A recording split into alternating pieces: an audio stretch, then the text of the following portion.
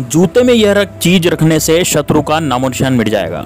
दोस्तों, आपको यदि शत्रु बहुत परेशान कर रहे हैं, बहुत ज़्यादा शत्रु हो गए हैं, आपको मान सम्मान की हानि पहुंचा रहे हैं, आपका बार बार अपमान करते हैं, आपको ज़िंदगी में परेशान करते जा रहे हैं, आपकी तरक्की से चिढ़ते हैं, तरक्की को रोक रहे हैं, तो दोस्तों आज का उपाय बहुत ही खास होने जा रहा है, इसलिए वीडियो को अंत तक देखना और वीडियो को लाइक जरूर कर देना। कमेंट बॉक्स में हर हर महादेव जरूर लिखना। दोस्तों, ये जो उपाय है, ये जूते का उपाय है। जूते में यह चीज़ रखने से उस शत्रु का सर्वनाश हो जाता है। आपका शत्रु खून के आंसू होता है। दोस्तों, हर जगह हमारी काट करता है, हमारी महिलाओं पे गंदी नज़र रखता है, हर जगह से नीचा दिखाना चाहता है, दोस्तों उनका नुकसान करना चाहता है, तो दोस्तों जैसे उनकी संपत्ति हड़प करना चाहता है। लेकिन शत्रु अपने आप में बहुत पावरफुल है। ऐसा शत्रु जो कि अपने आप में बहुत पावरफुल है और ऐसा शत्रु का सामना नहीं किया जा सकता, तो ऐसे शत्रु से कैसे पीछा छुड़ाएं। तो दोस्तों, आज का जो वीडियो है बहुत ही खास होने जा रहा है, क्योंकि आज की वीडियो में मैं आपको शत्रुनाशक एक ऐसा उपाय बताऊंगा जिससे कि बिना ज़्यादा प्रयत्न के, मतलब आपको कोई भी ज़्यादा प्रयत्न नहीं करना, ना आपको 1 रुपया भी इसमें खर्च करना है, लेकिन आपका जो शत्रु है उसकी बर्बादी चालू हो जाएगी। शत्रु आपका भीख मांगेगा। दोस्तों, शत्रु आपका इतना गरीब हो जाएगा, इतना बर्बाद हो जाएगा कि वो आपकी संपत्ति हड़प तो क्या, वो खुद के पास ही, उसके पास रहने के लिए भी पैसे नहीं बचेंगे। तो इस तरह का उपाय मैं आज आपको बताने जा रहा हूँ, जो कि बहुत ही कारगर उपाय सिद्ध हुआ है और इसको कई लोगों ने किया भी है, तो उनके जो शत्रु हैं उनका नाश हो गया है और धीरे धीरे आप खुद देख पाएंगे। दोस्तों, उस शत्रु का नाश हो गया। आज जो बड़ी बड़ी बातें करता था आपके सामने, जो आपसे जलता था, आज वो आपके सामने कुछ भी नहीं है। आपके सामने शत्रु वो गिड़गिड़ाएगा और माफ़ी मांगेगा। दोस्तों, आपके सामने वो शत्रु झुक जाएगा। इस तरह का ही उपाय आज मैं आपको बताने जा रहा हूँ। तो ये वीडियो ज़रूर लाइक कीजिएगा। दोस्तों, महादेव की कृपा आप पर हमेशा बनी रहे। हम तो यही चाहते हैं कि आप पर महादेव और बजरंगबली की कृपा हमेशा बनी रहे, माता लक्ष्मी की कृपा भी हमेशा बनी रहे। तो दोस्तों, वीडियो को लाइक ज़रूर करते हैं। तो चलिए दोस्तों शुरू करते हैं। दोस्तों, आज जो शत्रु का नाम अगर आप जानते हैं तो सबसे बेहतर है, और नहीं जानते तो भी उपाय ये कार्य कर जाता है। लेकिन यदि आप नाम जानते हैं शत्रु का, तब तो बहुत ज़्यादा बेहतर होगा आपको, फिर तो ये 100% फल देगा। तो दोस्तों, आपको क्या करना है, आपको एक कागज़ का टुकड़ा ले लेना है। अब कागज़ का टुकड़ा कैसा लेना है, बिल्कुल सादा, बिल्कुल प्लेन, उसमें कोई भी रेखा या कोई भी लाइन नहीं होनी चाहिए। दोस्तों, बहुत से लोग क्या करते हैं, लाइन वाला कागज़ का टुकड़ा लेते हैं, तो आपको लाइन वाला नहीं लेना, आपको कोरा कागज़ का टुकड़ा लेना है जिसमें एक लाइन भी नहीं हो, बिल्कुल प्लेन जो कोरा पेपर होता है उसको आपको लेना है और उस पर आप अपने शत्रु का नाम लिखना है। अब नाम कैसे लिखना है, नाम आपको पूरा लिखना है। जैसे मान लीजिए किसी शत्रु का नाम है सुरेश कुमार, तो आपको ये सुरेश कुमार के नाम से पूरा का पूरा नाम आपको लिख देना है। अब आपने जैसे शत्रु का नाम उस पर लिख दिया। अब कौन सी शाही से लिखना है, तो आपको नीली शाही से ही लिखना है, कोई दिक्कत नहीं है इसमें। शत्रु का नाम आप काली शाही से भी लिख सकते हैं, नीली शाही से भी लिख सकते हैं। हाँ, यदि आप काली शाही से लिखते हैं तो ज़्यादा बेहतर रहता है, लेकिन यार अब यदि आप नीली शाही से लिखना चाहते हैं तब भी कोई दिक्कत नहीं है, उपाय तो कार्य करेगा। अब उस कागज़ में आपको क्या है, उस कागज़ में नाम लिख करके आपको उसको 2 तरफ से मोड़ लेना है, मतलब कि फोल्ड कर लेना है। फोल्ड करते हैं मन, जैसे रुमाल को फोल्ड करते हैं, उसी तरह से आपको इस कागज़ को फोल्ड कर लेना है। फोल्ड करने के बाद आपको उस कागज़ को अब उस कागज़ का क्या करना है, उसको अपने मोजे में रखना है।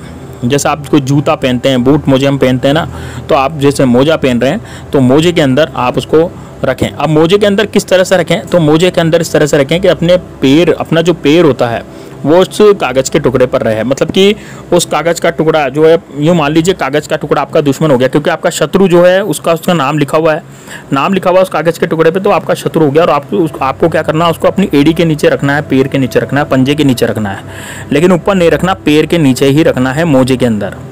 तो आप क्या करें, उस कागज़ को अपने मोजे के अंदर रख लें और मोजा इस तरह से चढ़ाएँ पैर में कि आपका जो वो कागज़ है वो पैर के नीचे रहे। अब दोस्तों, कौन सा पैर यूज़ करना है, तो दोस्तों इसमें राइट पैर यानी दायां पैर, आपको अपने दाएं पैर के नीचे इसको रखना है। दाएं पैर के नीचे आप रख लेंगे कागज़ को फोल्ड करके। अब आप जूते पहन लेना है। जूते पहनने के बाद आप क्या करना है, अब आपको ज़मीन पर पैर मारना है और ज़मीन पर पैर मारना है। और ज़मीन पर जब आप पैर मारेंगे तो उस समय आपको दिमाग में ये शत्रु के बारे में सोचना है, जो भी आपका शत्रु है, और उसका नाम लेना है उसके बारे में, मतलब कि आपके मानस पटल पर, आपके दिमाग में, आपकी सोच में वो वाला भाव आ जाना चाहिए, शत्रु वाला भाव, कि आपका जो शत्रु है, आपके अंदर ऐसा भाव होना चाहिए कि आपके शत्रु को ना आप लातों से मार रहे हैं। यानी आपको जब पैर आप ठपकारेंगे ज़मीन पर, पाँव जब आप मारेंगे उस जूतों के पहनने के बाद, तो आपको ऐसा करना है कि आप शत्रु को लाते मार रहे हैं, आप शत्रु को लातों से मार रहे हैं, ज़ोर ज़ोर से मार रहे हैं। और आपका जो शत्रु है उसका नाम आप लेते रहें। जैसे आपने एक बार पाँव ज़मीन पे मारा तो आपको शत्रु का नाम अपने मन में लेना है, दूसरी बार मारा तब भी अपने मन में लेना है शत्रु का नाम। मतलब जितनी बार भी आप पैर मार रहे हैं तो आपको शत्रु का नाम मन में लेना है। अब यदि मान लीजिए शत्रु का नाम आप नहीं जानते, तो फिर आपको उसके अंदर, शत्रु का नाम तो आप जानते नहीं, तो नाम की जगह आपको केवल क्या लिखें, कागज़ में शत्रु लिखें। तो ये एक तरह से कार्य तो करता है, लेकिन इतना ज़्यादा कार्य नहीं करता। यदि आपको नाम पता है तो नाम तो बहुत ज़्यादा कार्य करता है, लेकिन यदि आप केवल शत्रु ही लिखेंगे तो ये ज़्यादा उपाय इतना कार्य नहीं करता है। तो ध्यान रखिए दोस्तों, शत्रु का नाम जरूर लिखें। अब शत्रु, आपको भाव ये रखना है कि वो शत्रु जैसे कि आपसे गिड़गिड़ा रहा है, आपसे माफ़ी मांग रहा है, रो रहा है, ऐसा आपको सोचना है, ऐसा आपको भाव लाना है पैर ज़मीन पर मारते समय। तो दोस्तों यकीन मानिए, आपके शत्रु की कुछ ही समय में बर्बादी होना शुरू हो जाएगी। आपके शत्रु की ऐसी दुर्दशा हो जाएगी कि वो कुछ बोल भी नहीं पाएगा। वो शत्रु अपना सब कुछ खो देगा दोस्तों। वो जिसके पास, आप किससे हड़पने की तो बहुत दूर की बात है, उसके पास भी जो कुछ होगा ना, वो खुद भी अपना सब कुछ खो देगा। और आपका जो हड़प करना तो बहुत दूर की बात है दोस्तों, वो तो बचा रहेगा, लेकिन उसके पास जो है ना, वो भी बिल्कुल भी नहीं बचेगा। और जब वो कागज़ बिल्कुल नष्ट हो जाए, अब आपको क्या करना है, जैसे आप पेट ठपकारेंगे, अब रोज़ ऐसा करें दोस्तों, रोज़ ऐसा करें। जैसे अब आप कहीं बाहर चले गए, है ना, तो वो कागज़ लगा करके आप बाहर चले गए पैर के अंदर। अब वो कागज़ लगा करके आप बाहर चले गए, आपको ठपकारा, पैर ज़मीन पे मारा, तो कोई ऐसा कुछ है नहीं, आपने मार लिया। लेकिन अब जब आप घर पे आएंगे तो वापस जूता खोल लें, जूता खोलने के साथ मोजा भी खोलेंगे, और मोजे, उस कागज़ को आपको उस जूते मोजे में ही रखना है। फिर अगले दिन जब भी सैर पर जाएँ, जब भी बाहर जाएँ, तब वापस से उस मोजे को पहन जाएँ और उसमें उस कागज़ को रख लें। अब क्या करें दोस्तों, अब कई टाइम बाद, कुछ दिनों बाद ये कागज़ क्या पूरी तरह से गल जाएगा, पूरी तरह से ख़त्म हो जाएगा। आपका शरीर, जो आपका जो शत्रु है वो भी निस्तनाबूद हो जाएगा। तो दोस्तों ये जो कागज़ है, अब इसका क्या करना है, अब इस कागज़ को आपको नष्ट, बिल्कुल आपको ऐसा लगे कि यार बिल्कुल कागज़ अब तो फट ही गया है, गल सा गया है, तो उस कागज़ को निकाल लें। अब आपको गंदे नाले के पास में जाना है ना, निकालने से पहले जाना है, निकालना नहीं है। मतलब अभी तो आपने मोजा पहन के आप गंदे नाले के पास चल के, क्योंकि आपको कागज़ फेंकना था। अब आपको क्या करना है, गंदे नाले के पास या कोई गटर हो उसके पास, साफ पानी में बिल्कुल भी नहीं जाना दोस्तों, आपको जाना गंदे नाले के पास। लेकिन आप ये जो वाला जो उपाय है ना, या घर के आसपास नहीं कर सकते। घर से 500 मीटर दूर होना चाहिए कोई नाला, या फिर कोई गंदा सा नाला होता है ना, गंदा सा गटर होता है, ये घर से 500 मीटर की दूरी पर होना चाहिए। घर के आसपास आपको बिल्कुल भी नहीं करना है। अब घर से 500 मीटर की दूरी पर जाकर के किसी गटर के पास या किसी नाले के पास आप खड़े हो जाएं, और उसमें ये जो आपका जो कागज़ है वो निकाल लें। अब कागज़ कैसे निकालना है, कागज़ पूरा ही निकालना है। आपकी गला टूटा मोड़ा कागज़ रहेगा ना, तो कुछ भी आपका इसका कागज़ का छोटा सा कण भी आपके जूते में या उसमें मोजे में नहीं रहना चाहिए। सब का सब आपको बाहर निकालना है। बाहर निकाल करके आपको क्या करना है, ज़मीन को, पाँव को ज़मीन पर 3 बार मारना है, और उसके बाद मोजे से आपको कागज़ निकालना है और गंदे पानी में उसको फेंक देना है। क्या याद रहे दोस्तों, आपको फेंक देना है, आपको प्रवाहित नहीं करना। इनमें दोनों में फ़र्क है। प्रवाहित करने में फ़र्क होता है, फेंकने में फ़र्क होता है।